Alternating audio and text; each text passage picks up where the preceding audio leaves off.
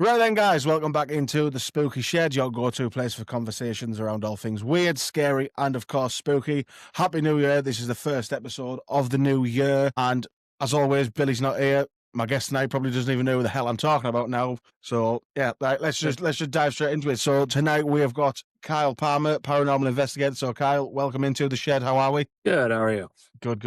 I will just mention to you that Billy is /was/ nobody actually knows where the hell he is co-host. So yeah, just so you know what the hell I'm talking about there.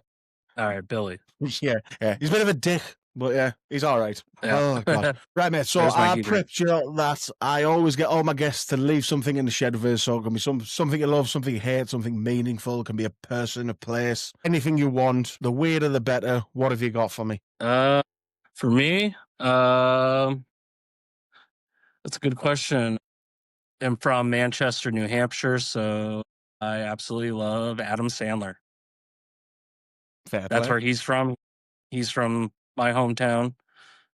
And I've never met him. He comes here all the time. I see pictures online of people running into him. I never met him, and it really bothers me. Fair enough. So we're leaving Adam Sandler in the shed then. Yeah. Fair enough. I like that because that's the first time someone's left a person in here. So I will take that.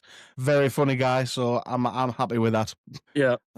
Right then, Carl. So let's start from the beginning. Really, it's always the best place to start, isn't it? So where does your interest into the paranormal, ghosts, all the weird shit in life? Where does that all start for you? For me, it started.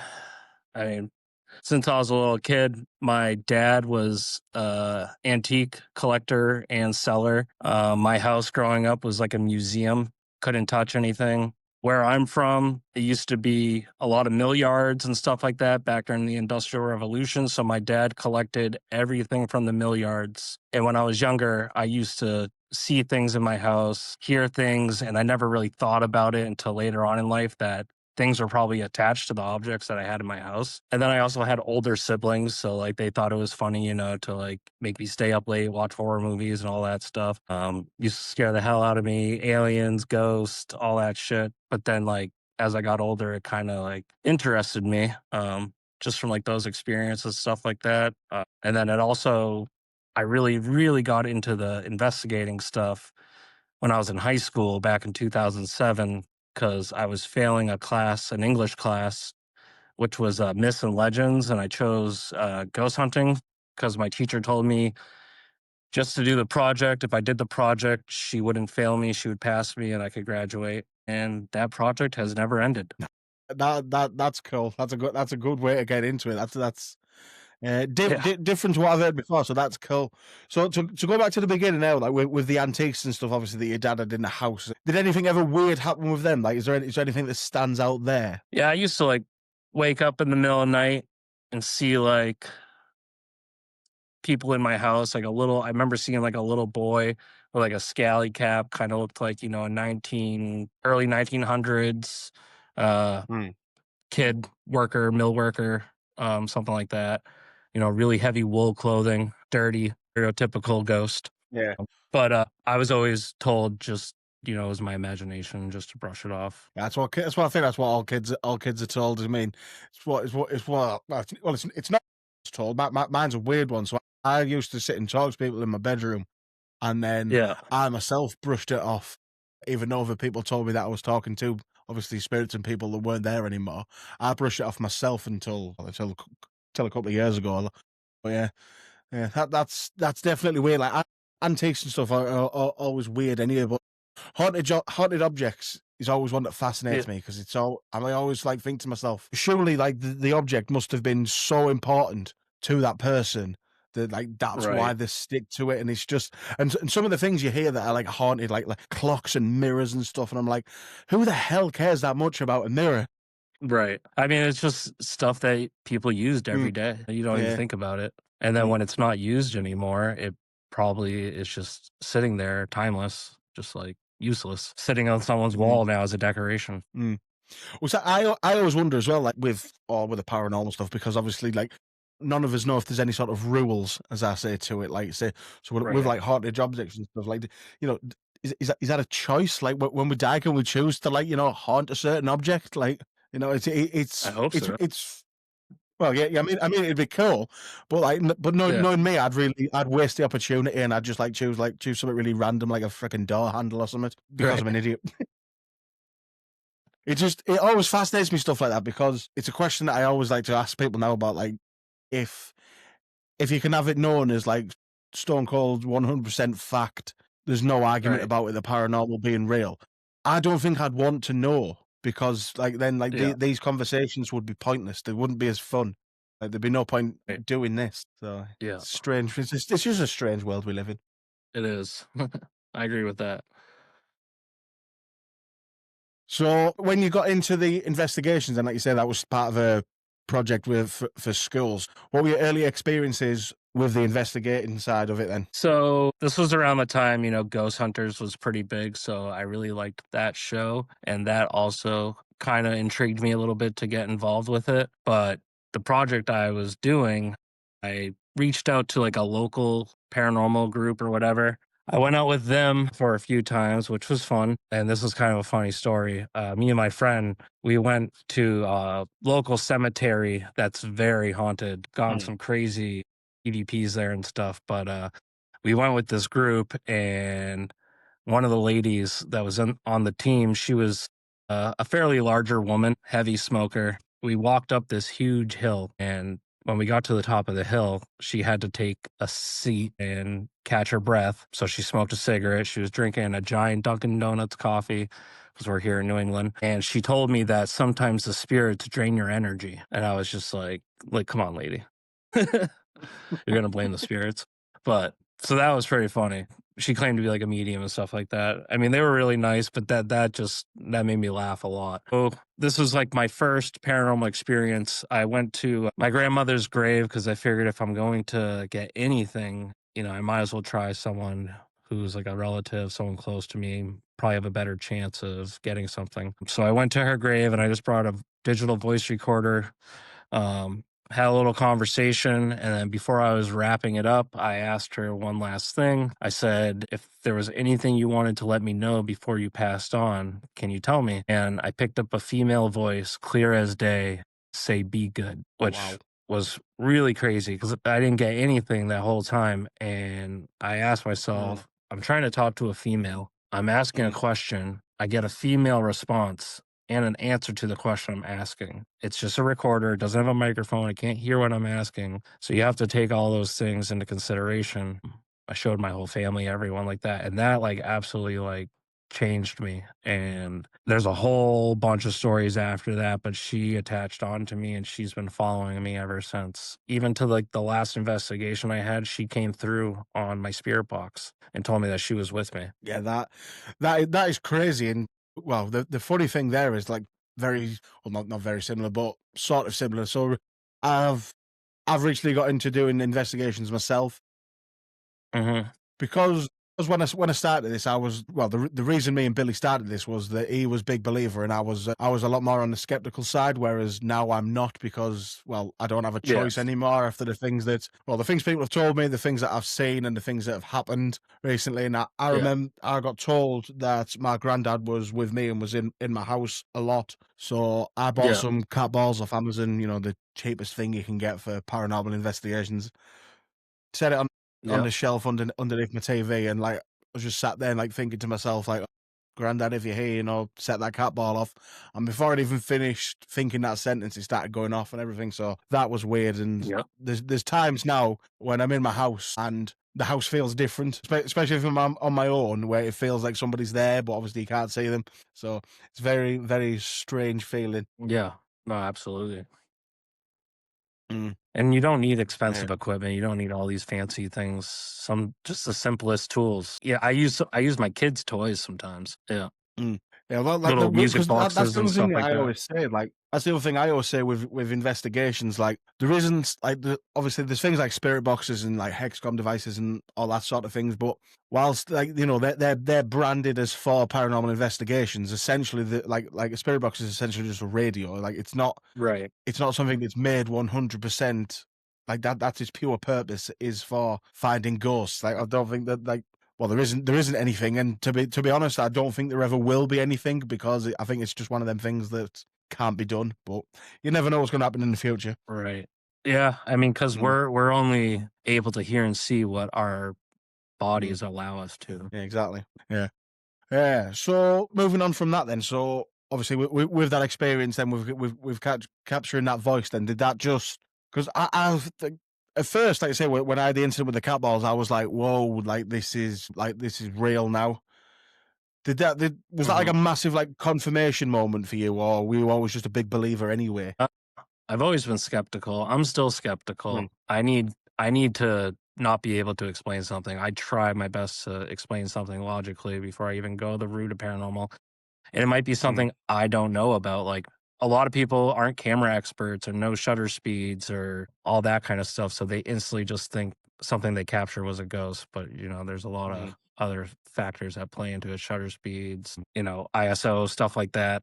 There's just mm, many things. So I always ask myself, like, is it a lack of knowledge on my part or is it truly something unexplainable? I mean, usually when it's like something crazy, like that it's something paranormal, but there are many things that happen that, might be explainable. But yeah, I always try to stay skeptical. I think you have to be. You always got to ask enough questions until those questions run out. Yeah, definitely. It's like my little catchphrase that I've developed now through doing this is I say I believe in things, but I don't know what I believe in because Right. well, I don't think anybody really can. But there's definitely things that happen that you can't explain. I mean, like I said, Yeah. someone might be able to explain them, but like I say, if I can't come up with an explanation, then I'm getting to the point where now that's pretty much good enough for me to turn around and be like, right, that's something paranormal related. Right. And Mm, I've seen things with my own eyes and heard things with my own ears, had whispers mm, in my ears. I felt the breath and everything like that. But those are personal experiences. And I have yeah. had group experiences with multiple people where we all saw an apparition, and that's Mm. happened once. In the 20 years that I've done this, I haven't seen anything like it. So it's very, very rare. It's not as common as you see on all these shows and everything like that. So it is rare. Yeah, I'm still yet to see any sort of like full body apparition. Like I've had experiences where I think I've seen something like out of the corner of my eye, like a little shadow moving or Yeah. something. But I I'm still a little bit skeptical on that. I mean, weirdly, it's happened a lot more recently. So like I say, it could be the fact that I'm opening up to things more. I don't know. That might be a thing. Not 100% sure. Right. But me, it's just to me that's not enough for me to go like, oh, that was a ghost that just ran past me. But I've never actually seen anything fall like stood right in front of me or anything, which I'm still undecided if I want to experience or not because I don't know how I'll react to that. You don't know how to. And I've only had it happen once. Yeah. What was that? What was that feeling like then? The first that said, well, that first and only time that that's happened. So I'll give you the story. There's a local cemetery in my area called the Vale End Cemetery. There's a woman Mm. there called the Mary. They call her the Blue Lady. So her husband buried her when she passed away. He got remarried to another woman named Mary, and she passed away, and then he buried her with his ex-wife. So they are sharing one headstone. Jesus. Yeah, so you can Yeah. imagine. And people see her, they call her the Blue Lady, and she either shows as like a blue light or she shows up in photos as like a blue mist. I Mm. was like 16 at the time. I was very new to investigating. I was a little rebellious and I did some stuff that I probably shouldn't have, but my friends and I went to her grave like 3 nights in a row trying to see her. And a lot of people left offerings at her grave, coins and stuff like that. So, me being a young kid, kind of an asshole, I took her coins and I removed them. Mm. And then that night we were getting ready to leave, and out in the tree line in the distance, I see this blue ball light. And I tell my friends, I'm like, "Do you guys see that over there?" And they're like, "Yeah, what is that?" We thought maybe it was like a solar light or something like that. But then it started Mm. floating out towards us and it had its own light source. It was like this was before smartphones. There was just flip phones back then. And it was very bright. And it just started floating around the cemetery. And we were all like, "Holy crap, what the hell is that?"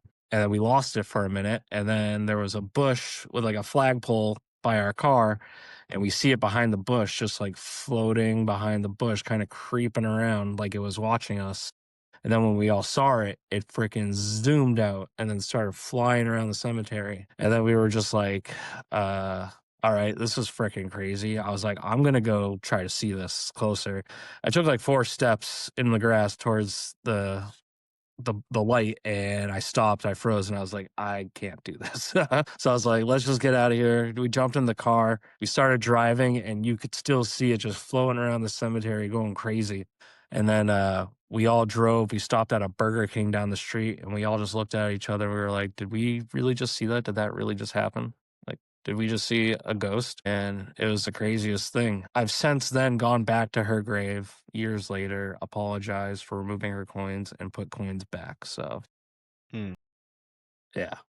That is crazy. I'm sort of on the same side. I think I would have done the same thing, but then I also think as soon as I saw that light, I'd have ran straight back and put the coins back and just been like begging for forgiveness. Oh, yeah. The fact that you had the, I don't know, no, we'll say the balls to be like, "Oh, I'm going to try and get closer to it." I'm pretty confident in saying that myself. I'd have been like, "Nope, I'm out." Yeah, no, I thought about it for a second, and then I just, like, got wicked scared. I was like, "No." Which is funny, isn't it? Because why would we be scared of a light? I don't know. It's It weird, was isn't I it? mean, it wasn't scary in hindsight, it was just Yeah. a light. Yeah, it's weird though, isn't it? It's just I always think about this a lot more now. Obviously, I'm like people are like scared of like shadows, noises, and stuff, and I'm just because it was an argument again. To mention him again, me and Billy who always used to have because I always said to him that seeing something would be so much more, would be so much scarier than hearing something. But Right, then obviously there's context and actually it depends on what if there's a voice in your ear saying that I'm going to kill you in your sleep, then obviously that's going to be fucking terrifying. But you right, know, like doors banging and stuff in places. Like I always said that wouldn't scare me too much. And the investigations I've done where things like that have happened, I haven't been like, "Whoa, shit, fucking," or anything like that. right. So I'm pretty confident in saying that that's still how I feel with things. But I still don't know how I'd react if I seen something. But I'm pretty confident in saying it wouldn't be calmly. Yeah. Yeah, No, yeah. I think most of us, our brains just shut down. Mm, You don't know what to do. mm. It's the unknown. Yeah, exactly. That's to me, like you say, that again goes back to that question of if you would want to know if everything's real or not. That's what makes doing it fun, Right, and that's what makes it interesting. Because, like I say, I mean, if we all knew it was all fact and everything, and it was just common knowledge, there'd be no need to do investigations or anything like that because, like I say, nobody would care. right. We'd already know. Exactly. So, what sort of other locations have you been to then? Do you want to reel off some of your favourites and any experiences you've had there? Don't know why I can't say the word experiences tonight. So, most of it is in the US. I haven't been able Mm. to go outside the US, but I got some places I would definitely love to go to. But around here, we have the SK Pierce Mansion, Victorian Mansion in Gardner, Mass. That's a very well known place. A lot of history to that place. It recently just got sold. The St. Albans, which is in Virginia, it's an old insane asylum. I had a penny thrown at my boot down in the boiler room. There's a spirit down there they call Smokey. He was supposedly one of the maintenance guys back in the day, and he was one of the first people to be sent to prison for life for a murder, and they never found the body. And people leave like offerings to him. They leave cigarettes and cigars on like pipes and stuff down there. But yeah, Yeah, I was down there by myself, and literally a penny came flying across the room and hit me right on the toe of my boot. And damn, that's I weird. got I got out of there. I was like, all right, I should have Yeah, I kept the don't blame penny. you. I beat myself up now. I wish I kept that. That would have been like a lucky coin, or maybe not. But it depends who you ask. Yeah, true, true. I'd have done the exact same thing. I'd have been like, "I'm out. I'm done. That's me. I'm off home." Yeah. And then we have the Hinsdale House, which is in Hinsdale, New York. Been there a few times, had some crazy stuff happen there. Penhurst, which was an old mental hospital down in Pennsylvania. Fort Mifflin, a lot of places down in Pennsylvania I've been to. Fort Mifflin, which is where George Washington crossed the Delaware and he was heading there, that famous painting. And then honestly, like I love going to like unknown places, which Yeah, I've been doing a lot lately. Just did a bar locally in my area, a place I used to work at. My friend, he opened up his own restaurant with some of his friends, and it's a very old building. We went there and investigated. It was actually that video I sent you, and it was super active, like crazy stuff. Like we got REM pod hits, two questions on cue, not randomly. Like, like I'm very skeptical on REM pods. Anything sets them off, cell phones, outside. If someone's like 10 feet away and they're texting, that might set off your own pod. I mean, but when you're asking questions and it's like answering your questions, you're telling it to stop, it's not going off when you're just talking amongst your friends or investigating. Like, if it was that random, it should just be going off randomly, not like two questions and stuff. So I always Yeah. ask that. We use other equipment too to try to verify that, to rule anything out. I was explaining my theory on EVPs and how I think, when you die, you become a part of the universe again. The universe is expanding at a very fast rate. I think spirits are moving much faster than us, uh, probably faster than the speed of light. I think they can be here, there, anywhere, all at once. It doesn't matter. The laws that they go by are completely different than the laws that we are here on Earth. And as I was explaining that, a voice came through my spirit box, and I was just like, kind of just like this. And I was telling the camera to my buddy who I knew was going to edit it after. I was like, take that, slow it down, highlight it. I guarantee it says a full word or a full sentence. And it was a female that said, I am with you. And I knew right there it was my grandmother.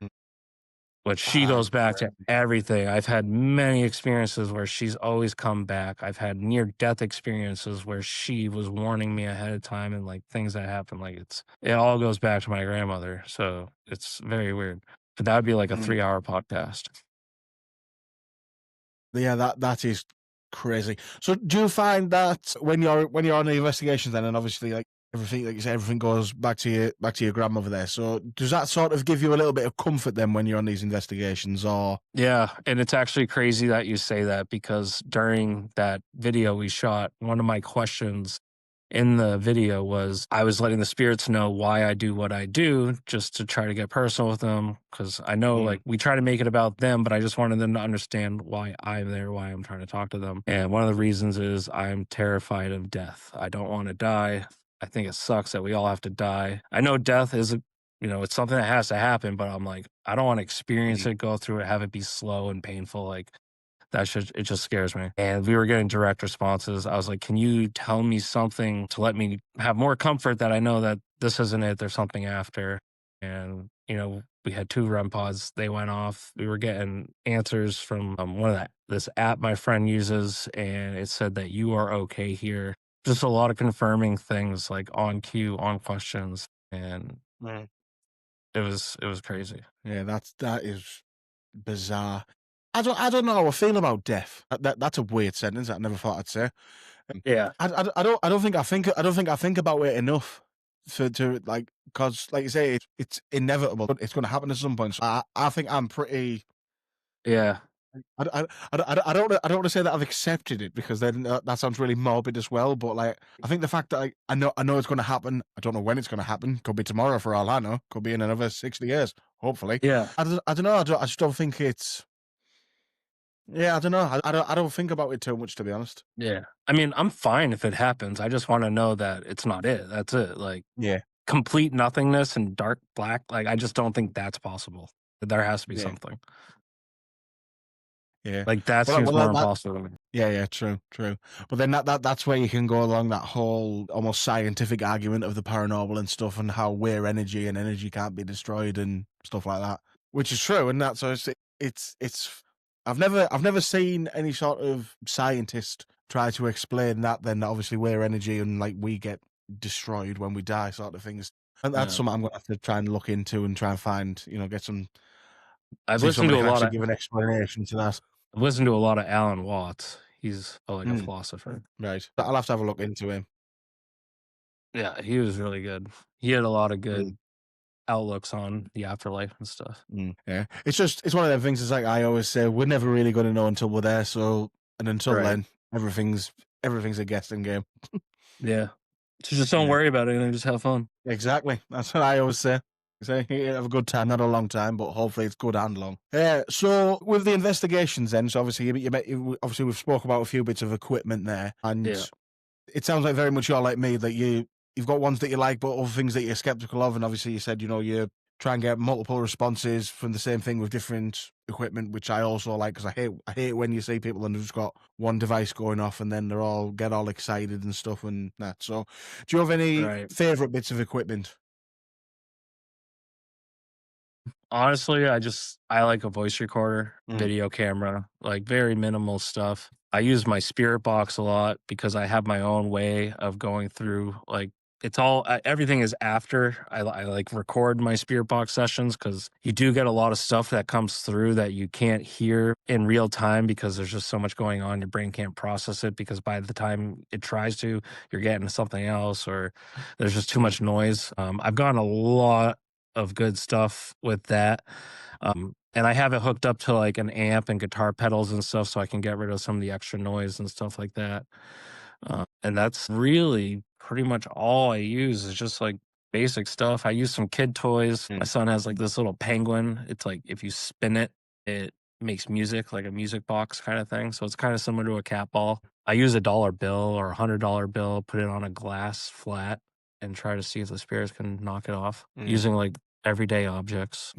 That's funny there that you mentioned a penguin. That's a hell of a coincidence because I'm getting somebody I work with is making me like a crocheted penguin that I'm going to put a cat ball inside of because I love Yeah. penguins. I think they're hilarious.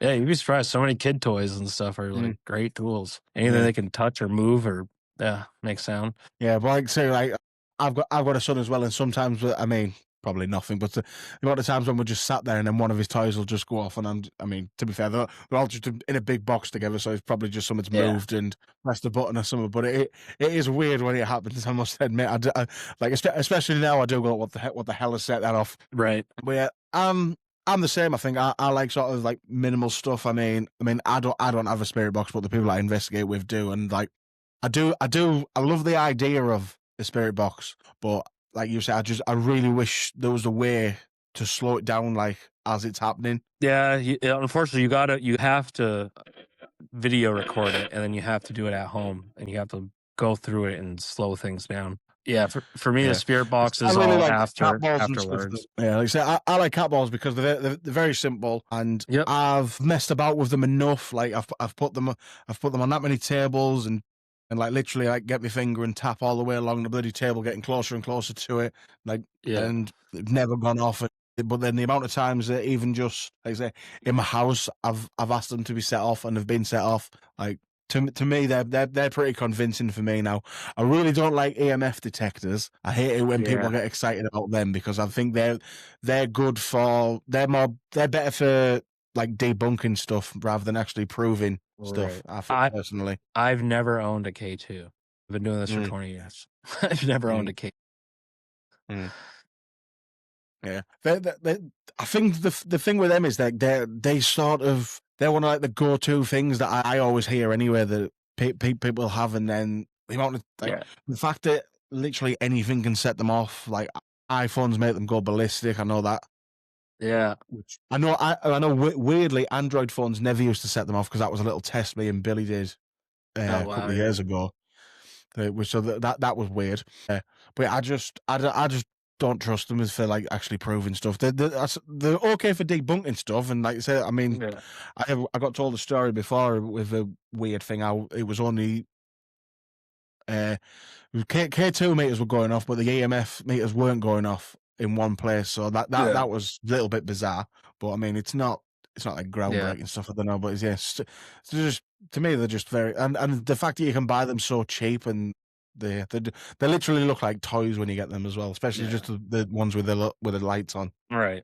I mean, and I do Mm, think I do work with people that use them, and I do mm, think they are good, not on their own, but like if you're yeah, using other stuff to confirm, like, okay, this is getting something, this is mm, getting something, this is giving us something. Like, if it all kind of makes sense together, then that kind of leaves that like, how is that possible? mm, yeah. That's why I think it's good to use other tools, basically. yeah, definitely. Exactly. I think the better for like go do a walk around beforehand with them and see Yeah. where any sort of weird where they pick anything up and then obviously then if all sorts of weird stuff starts happening there later on with everything else, but nowhere else, then I don't know. So Yeah. I think they're a good way of like you almost like debunking things with them. Right. Yeah. No. Absolutely. So I Not suppose that so much. they have the purpose. Yeah, not so much for like yes and nos, because then you don't really know. Yeah. Yeah, exactly. You mentioned apps as well because they get a lot of people tend to have a love-hate relationship with the apps, Yeah, and I mean, I don't really use them personally, but some of my friends do, mm, and they have gone some like really crazy stuff that like relates with other stuff. So like Mm, the ones that I do investigate with, like they don't just solely stick to one thing and like use that mm, as fact, which I like people that do that. But yeah, I'm not a big app person, really. Yeah. yeah. I don't like I think it's called Spirit Talker.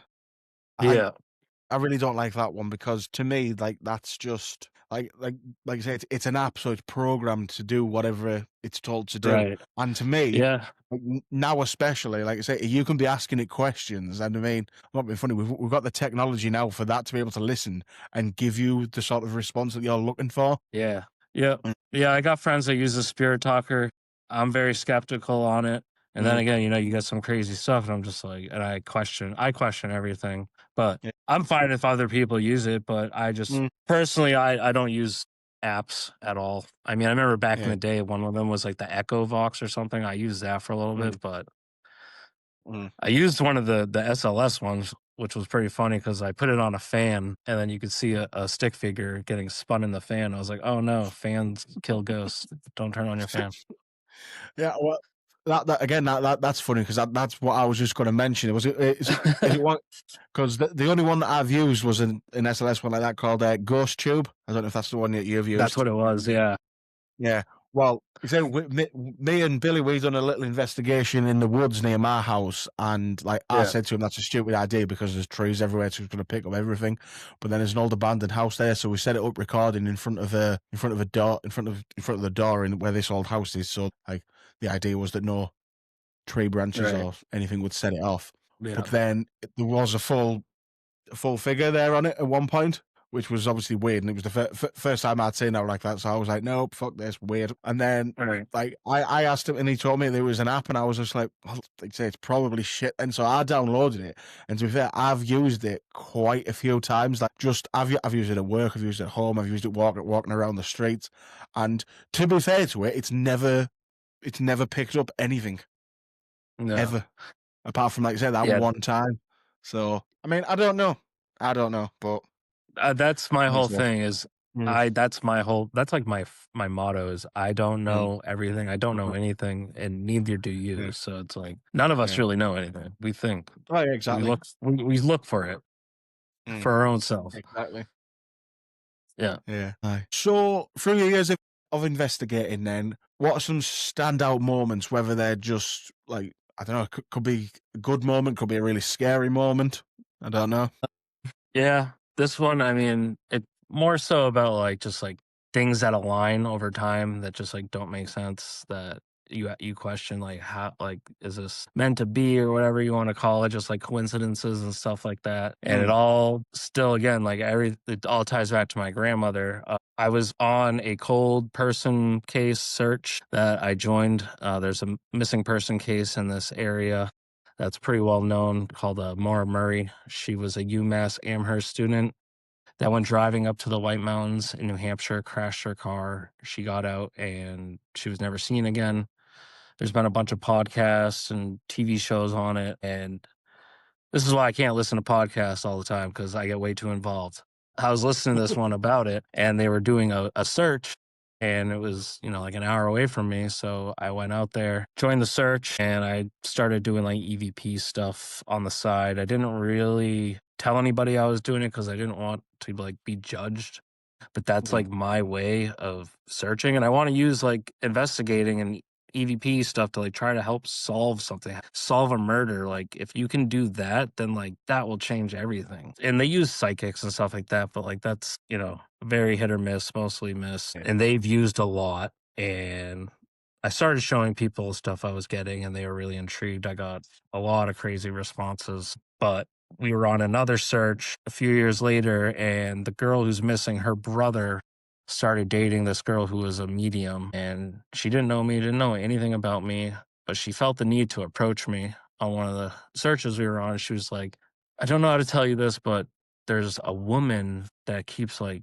yelling at me and I had to come tell you this, but she wants me to tell you that she knows that she's the reason why you do everything you do. And I was like, that is freaking crazy. Yeah. But I know exactly who you're talking about. And I Mm, started tearing up. Like that really moved me. And I told her about my grandmother and like I told her that I'm using like a voice recorder, EVP, to try to help solve her boyfriend's sister's murder and stuff like that. And we always talked about getting together and doing like a spirit box session, but it just never happened. COVID happened. And then I had kids. So like I haven't gone back up there to do anything, but I have all of these recordings from like the past 8, 9 years that I've done. And I started going through them, and I actually just like started recently just being like, whatever, I'm going to start putting them out because I got stuff and names and clues and stuff that like relates to the case. And like, I'm just literally like asking nothing questions. So Yeah.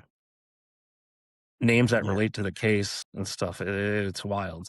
Um, but yeah, Yeah, that was probably one of that the is crazy. scariest, crazy things. That's sort of like a really nice moment and a scary moment all rolled into one. That's cool. That is cool and crazy and that. But yeah. So when we were messaging, you told me that you were recently on the news. So do Yep. you want to tell me about that? Yeah, I'm an hour away from Boston. There's a news station called WBZ 13 News, Boston, a Channel 13 News, South Shore kind of area. And there's a meteorologist there that my friend had reached out to because they were looking to do something for Halloween. He told them about our location and the investigations that we do. So he was very interested. He wanted to come out. His name's Jacob Wyckoff.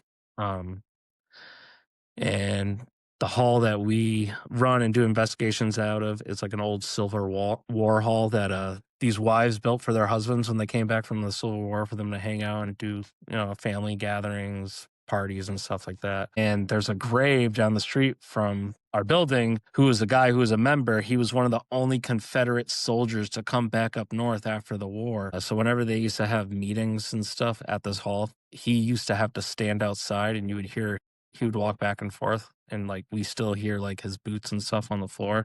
So that was kind of the whole story we were going about, and we were at his grave, and we were getting some really crazy responses. Spirit box said my name, it said the meteorologist's name, it said the guy's name at the headstone we were at, and then we brought him back to the hall, and the stuff that we got they couldn't put on the news, but we got some crazier stuff. So if you want to see any of that, it's on my YouTube and on my Instagram and TikTok. But he was absolutely mind blown by the stuff that we captured, and we got stuff that like that night we brought him. It was more active than I've investigated there hundreds of times. Yeah, But that is crazy. we never went to the cemetery and then went back there. And then we had another investigation, like a public ghost hunt, a few weeks after, and stuff was coming out with the group we were with from the other night. It was just me and my friend, and like telling us that like stuff followed us from the cemetery and came back there with us. Yeah. Yeah, I've never been told that yet, and that's something I never want to be told that someone's followed me back anywhere. No, I mean, I've had it once happen from a place, and I woke up and I had sleep paralysis, which has never happened to me. It's only happened to me twice, and each time I was on an investigation that night. Yeah, that is weird. Then I've had sleep paralysis quite a few times. So, but Yeah. I don't know, because like sleep paralysis is a weird thing because it's like, is it to do with the Right. paranormal or is it literally just like a sleeping condition? It's both. Yeah. Again, Well, yeah, like they true. can use that. I think they can use it against you if they want to. Yeah. Yeah, true. True. Well, again, well, yeah, probably is, to be fair, because the first time I had it was almost like a typical experience. Like it was like I felt petrified, hated it, every single Yeah. second of it. And then more recently, the last couple of times when it's happened, it's been weird. Like probably sounds weird to say this, but when it happens, like there's no like sort of figure to anything that I see. It's sort of just like I say, like a shadow, like a black mist to my left hand side. And Yeah. I always like to say that it's my granddad, but that sounds weird saying that that he's like some sort of black figure sort of thing. But I don't know. But the reason I go down that route with it is because now whenever it's happened recently and I wake up, I don't feel there's no panic or anything there. I just start to feel like, Yeah. oh, I can't move for a bit and I can see someone over there, and then Yeah. I'm fine. So that's what I like to tell myself. Obviously, I've got no proof if that's the case or not, but I just Right. like the fact that there's no panic in my head is fine by me. Yeah, I don't mind it happening Right. if that's the case. Yeah. Right. I'm right there with you. So you are with a paranormal preservation society as well. So do you want to go into a bit of that? That Yeah. sounds interesting. I'm with Warner Paranormal Preservation Society. We have two locations. One is in Rockland, Mass, which is Heart Stuff Hall. You can look Mm. it up on YouTube. We do private investigations, public ghost hunts. We do para fairs, paracons. We do everything there. We do holiday stuff. We also, yeah, we rent it out privately if you want to come there with your group or your team. And then we have a house called the House of Hurt and Pain, which is where my friend Matt lives. But he rents it out and lets people come investigate, and he just goes away for the night or whatever. The story behind that house is this family lived there for like 80 years, husband and wife. They both passed away. Everything in the house was left there. The guy that lives also like on the property, he bought the house because they were going to tear it down and probably build like a McDonald's or something like that. And he didn't want that because he didn't want to have to move, but he also didn't want like all this traffic by his house. So he just bought it and then let my friend Matt stay there. Because this guy was also a member of the hall. So they have like Civil War reenactors and they all pay like their duties every year and they do events and stuff there for that. So that's kind of how he got involved. But yeah, my friend Matt, his apartment got flooded out and he needed somewhere to go. And then this guy just let him stay there. And when he went there, yeah, like everything is left in the house and it's all stuck back in time. Like this old couple just lived there and never sold anything. And it was an old chicken farm too, an old farm. So they still have all like these signs down in the basement, like the old fridge where they used to keep all like the meat and stuff, like crazy stuff. That's crazy and a bit weird. But it's also really cool. Like say the fact that like say just keeping it how it was. I like stuff like that. Just like say just leave it as it is. There's a huge garage and there's motorcycles in there, like old Camaros. Like the husband was like working on rebuilding cars and it's all just stuck in there. Nice. Yeah, I mean it's not like good, like it's old and everything's like rusted, but yeah, it's really cool though.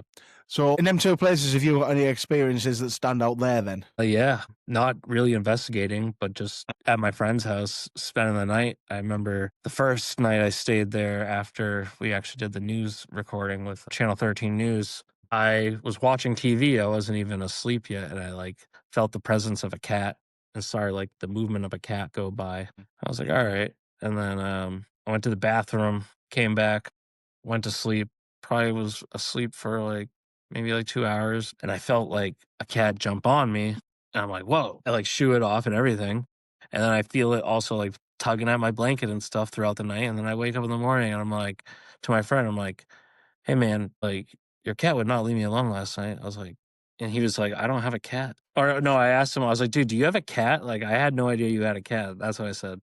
Dude, I had no idea. I thought he had a cat. Yeah, that is weird. That is weird. That also that's very close to like if there was one paranormal experience that I never ever ever want to experience, it's that one of being laid in bed and feeling somebody like sit down on your bed next to you. Like if that happened, I don't know what the hell I'd do. I think I'd jump out the window. Yeah. Just jump myself out the window. Like I'm gone. I was also like, I've known this guy for like 9 years. I didn't know he had a cat. Well, I've got two cats, and luckily they never go in my bedroom, so there's no chance of that happening. And if it does, so if it does happen to me, then yeah, again I'll be going out the window. Right. Because it was weird. Because I was like, "Do you have a cat?" And I was also like, "Dude, do you have a cat? Like, I've known you for a long time." Yeah, that's just another one that people tell me a lot about is experiences like with animals and stuff. Yeah. More often than not, it's with dogs and stuff, but. I don't know. I don't know. I find it weird that, like, say, the ghosts of animals and stuff can still connect with us. I don't know. I don't know. Yeah. It's just weird. I mean, I hope so. Their lives are really short, so that'd be kind of true. stupid if it wasn't. Well, some are fucking tortoises and stuff, aren't? But yeah. Yeah, you're right. Tortoises, yeah, or sharks. Yeah. Or parrots. Parrots live for as long as we fucking do. I know. That's crazy. Like 80 years. Yeah, and I don't like birds, so I don't need ghost birds either. So if there's any of them flying around my house, they can fuck off. My other thing is, why are there no ghost dinosaurs? Why don't we capture those? Yeah, but that's a very good point. But it's like when I was in my more skeptical days, I always used to ask the really easy question of why has nobody ever seen a ghost in jeans and a t-shirt? They're always in like Victorian. Yeah, exactly. Like that's always the case. But I mean, again, is there some sort of weird rules in place that we don't know about? Right, like it changes like different eras of ghost activity. Or it could be something like what you were talking about earlier about how they're almost on like a different time frame to us, and it'll be in the next 200 years, that's when you'll start seeing, like, you know, you ghosts in jeans and a t-shirt sort of thing. I don't know. Weird. Like I Right. say, we don't know anything. Like I say, so Yeah. that's an interesting thought to go down with that one. Like there could be something in that, I suppose. Yeah, there's a whole like multiverse theory, all that Mm, too, like multiple universes, yeah. and Well, then like they overlap. that's a whole other episode because different dimensions and stuff. That's Yeah. well, I mean, for me, like I said, we won't dive into this now, but for me, that's definitely a thing. Yeah. Yeah, 100%, 100%. Right then, Kyle, have you got anything else that you want to share before we finish? No, just I'll plug the society. We have public investigations going up now for 2026. We're on all social media, Warner Paranormal Preservation Society. I'm on all social medias, Kyle is Haunted or Kyle is Haunted 13, TikTok, Instagram, Facebook. And then I've been doing some work with my friends as Soul Seekers. They're on YouTube. We just dropped an episode around Christmas, and then we have part 2 coming out soon. Those guys do a lot of great stuff. Very good quality investigating and editing. They do a really awesome job. So that's about it. New year. Nice. Yeah. Yeah, nice. I like it. If you send me any links and stuff that you want sharing, I'll put them in the description and that for the episode. Yeah, absolutely. Right then, Carl. Well, I've really enjoyed this. I am absolutely freezing my bollocks off now. We're going to end Oh there, yeah. people. So, again, Happy New Year 2026. Going to be a big one for the shed. We've got some cool guests coming up already. So, as always, go and follow our Instagram page at the Spooky Shed Podcast. The link in the bio there for all the other socials that we don't use. The Patreon page is there, YouTube channel's there. I say we don't use the other socials. We're starting using the TikTok and Facebook more now. Anyway, rambling. Right then, so we shall leave it there and we shall speak to you next time. Have a good one.